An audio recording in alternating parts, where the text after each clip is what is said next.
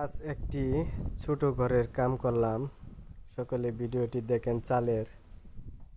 চালটি উপরে সাইড ভিডিওটি দেখাইতেছি, ভিতর সাইড দেখবেন। ওই ঘরের কাজটিও আমি করছি, এই বাড়ির সম্পূর্ণ কাজ করছি। এই চালের উপরের সাইড এই ঘরটি হয়েছে 8 হাত লম্বা, পাশ 4 হাত।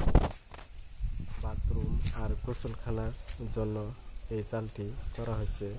সামনের দিকে একটু সাইজ বাড়ায় দেওয়া হয়েছে, যে দরজাটি খুললেই পানি যেন শরীরের মধ্যে না পড়ে, এর জন্য সামনের দিকে একটু টিন বাড়ায় দেওয়ানো হয়েছে। বাথরুম আর গোসলখানায় সর্বমোট 11 ফিট লম্বা, পাশ হচ্ছে 6 ফিট 2 ইঞ্চি। আর টুয়া লাগানো হয়েছে।